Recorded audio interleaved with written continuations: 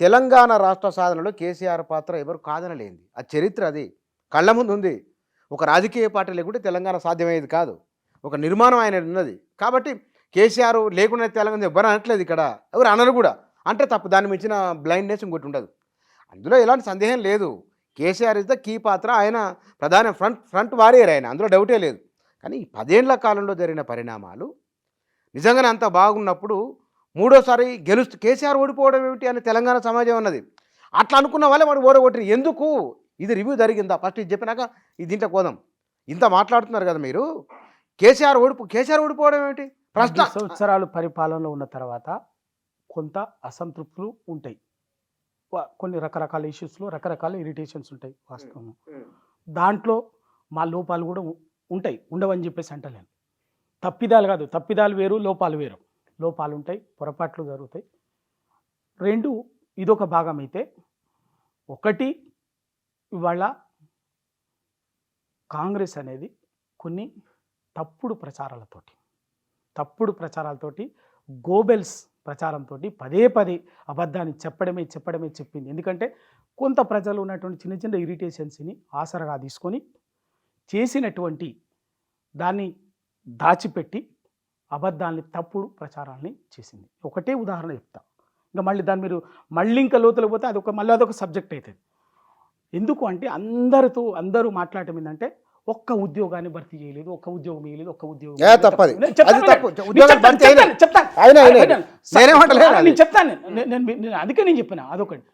ఎందుకంటే ప్రతి చోట అదే మాటలు, ఒక్క ఉద్యోగం లేదు, ఒక్క ఉద్యోగం 1,62,000 ఉద్యోగాలు కంప్లీట్ అయినాయి, భర్తీ చేసినాయి. వాళ్ళు చాలా మందికి ప్రమోషన్లు కూడా వచ్చినాయి. 1,62,000 మంది మొత్తంగా 2,32,000 మంది ఉద్యోగ నియామకాలకు సంబంధించినటువంటి ఫైనాన్స్. నేను కూడా 25 సంవత్సరాలు జర్నలిస్ట్గా పనిచేసినటువంటి వాడిని. మీరు కూడా ఇంకా యాక్టివ్ జర్నలిజంలో ఉన్నటువంటి, నేను ప్యాసివ్ జర్నలిజంలో ఉండొచ్చు, ఇప్పుడు మీరు యాక్టివ్ జర్నలిజంలో ఉన్నారు. ఉద్యోగ నియామకాలకు సంబంధించి ఫైనాన్స్ క్లియరెన్స్, GAD క్లియరెన్స్ ఉంటుంది, ఇచ్చింది. దాంట్లో 2,03,000 మందికి భర్తీకి ఇప్పటికే నోటిఫికేషన్స్ ఇచ్చింది. అందులో 1,61,000 చిల్లర పూర్తి అయింది. ఇంకా పైప్ లైన్ ఉన్నాయి. ఎంత అంటే ఇంకా పూర్తి కాకుండా ప్రాసెస్, ఎగ్జామ్స్ పెట్టి రిజల్ట్స్ మీది సర్టిఫికేట్ వెరిఫికేషన్స్ వేరే ఉంటాయి. 40,000 చిల్లర ఉన్నాయి. ఇంకొకటి నోటిఫికేషన్స్ వేయాల్సినటువంటి, పర్మిషన్స్ ఇచ్చి అంతా జరిగి నోటిఫికేషన్స్ వేయాల్సినటువంటి టెక్నికల్ ఏరియా తోటి ఇంకొక 30,000 దాకా ఉంటాయి.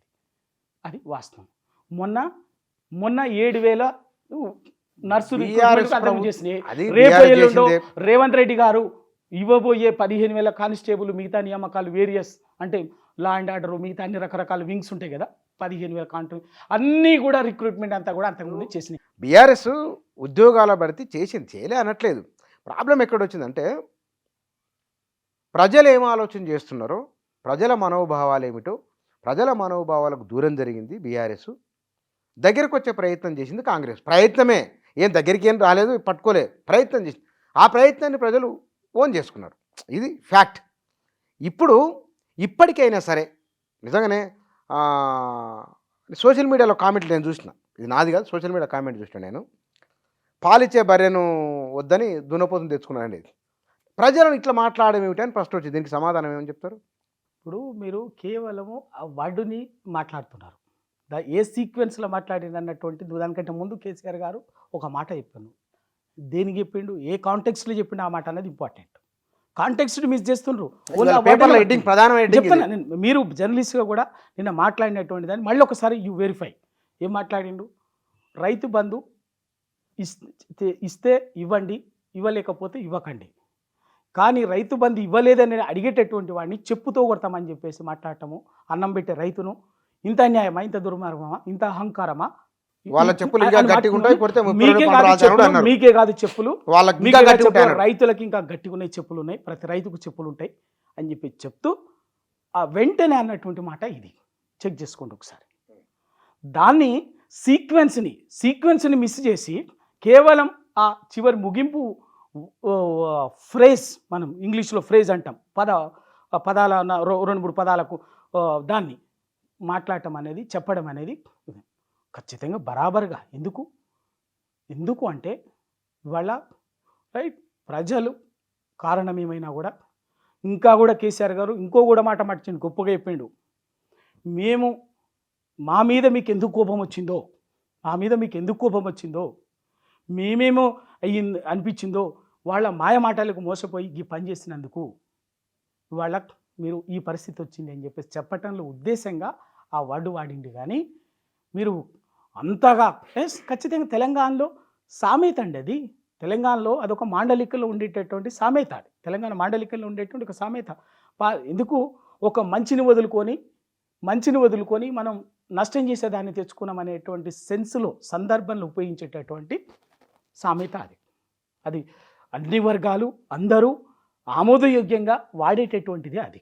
అది అయితే ఇక్కడ ఎందుకు అంటే ఇవాళ 9.5 సంవత్సరాల కృష్ణానది జలాలకు సంబంధించినటువంటి సందర్భాన్ని పక్కకు పెట్టి మీరు ఇవాళ 9.5 ఏళ్ళు కానీ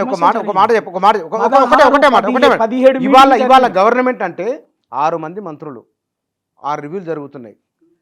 నిన్న ప్రెస్ మీట్ అవుతున్నప్పుడు రేవంత్ రెడ్డి చేతిలో మైక్ తీసుకొని ఉత్తమ్ కుమార్ రెడ్డి మాట్లాడిండు. క్వశ్చన్ వేసినప్పుడు మాట్లాడిండ్రు. 10 ఏళ్లలో మేము ఇది చూడలేదని చాలామంది కింద కామెంట్లు రాసిండ్రు. వాళ్ళు చూడకపోవచ్చు. తెలంగాణ 2014 జూన్ 2వ తారీఖు నుంచి 1 సంవత్సరం పాటు తెలంగాణ సెక్రటరియట్లో జాతర లెక్క జరిగింది. తెలంగాణ ఉద్యమకారులు సంవత్సరం పాటు నేను చెప్తాను కదా, జాతర లెక్క రోజు కొన్ని వేల మంది సెక్రటరియట్ కేసీఆర్ గారు కలిసేది, మంత్రుల్ని కలిసేది, ప్రతి ఒక్కరిని కలిసేది. ఆ తర్వాత వచ్చినటువంటి కరోనా కానీ మిగతా కానీ సందర్భంలో ఆ సెక్రటరియట్ ఉన్నది. కలవలేదా? ఇది హరీష్ రావు గారి ఇంటి దగ్గర ఈ రోజు వరకు కూడా, ఆ రోజు నుంచి ఈ రోజు వరకు కూడా రోజుకు కొన్ని వందల మంది కలుస్తారు. ఈటల రాజేందర్ గారు కూడా మంత్రిగా రోజు కొన్ని వందల మందిని కలిసేది. కొత్త సిస్టమ్ అండి. పార్లమెంటు సెక్రటరీ ఇచ్చిరుతో మంత్రివర్గంలో 17 మంది కాకుండా పార్లమెంటు సెక్రటరీస్ ఇస్తే, పార్లమెంటరీ సెక్రటరీస్ అనే ఒక ఆ సహాయ మంత్రి హోదాలో 6గురికి ఇచ్చిండు. శ్రీనివాస్ గౌడ్, గ్యాదర్ కిషోర్ గారు, ఇంకా మిగతా పేర్లు వాళ్ళ దగ్గర కూడా జనాలు తండోపతండాలుగా కార్యకర్తలు వచ్చేసి రోజు వాళ్ళకి సంబంధించిన పనులు, మిగతా వినతి పత్రాలు ఇవన్నీ కూడా చేసినటువంటిది జరిగింది. అవన్నీ ఏది లేదు, వీళ్ళు ఏమో జరిగిపోయినట్టు ఇవాళ ప్రత్యేక పరిస్థితులు. రైట్, మొన్ననే కదా కొత్తగా అయింది కదా, చూద్దాం. ఇప్పుడెందుకు, ఇంకో 6 నెలల తర్వాత చూద్దాం. పార్లమెంట్ ఎలక్షన్ల తర్వాత చూద్దాం, ఏం జరుగుతుందో తర్వాత చూద్దాం.